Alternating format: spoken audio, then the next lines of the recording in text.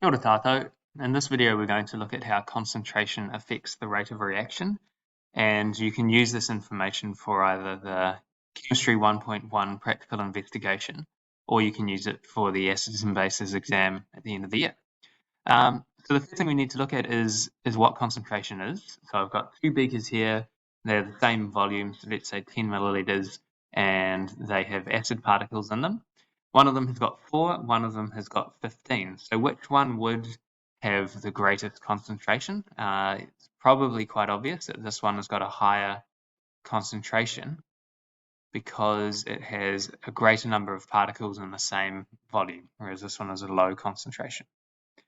So how does this affect the rate of reaction? Well, if we were to put a piece of metal in there that the acid particles would react with, what needs to happen for a reaction to occur is that the acid particles need to collide with the metal particles. So let's say we have a piece of metal here that has 4 particles in it.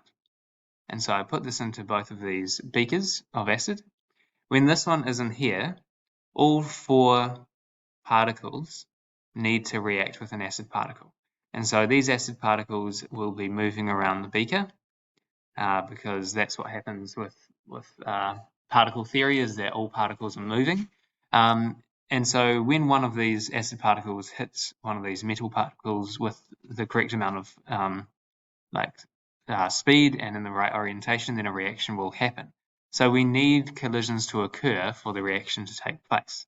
If you can picture that in this beaker here, we've got many more acid particles. So if you can imagine the 4 collisions that are required to happen for this reaction to occur is going to happen much more quickly than what would happen there, because the first 2 might react fairly quickly, but then you might have one acid particle that's kind of just jumping around the beaker and then takes a long time to actually get back up and react with the magnesium. Whereas this one, any 4 of these particles could hit the magnesium, so it's going to occur much faster. So how would we structure an answer to describe what's happening? Well, what we would need to say is that as the concentration of the acid increases, so we're describing what concentration is, the more acid particles in the same amount of space that there is. So we can see that here we've got 15 particles in the same amount of space as we have 4 particles there. Then we would say what this means in terms of the collisions. So we'd say this means that there will be an increased frequency, and it's important that you use the word frequency because both situations are going to have the same number or the same total number of collisions, because once there's been 4 collisions, the reaction will stop. But there's going to be a different frequency. So in the high concentration, they're going to occur quicker than in the low concentration.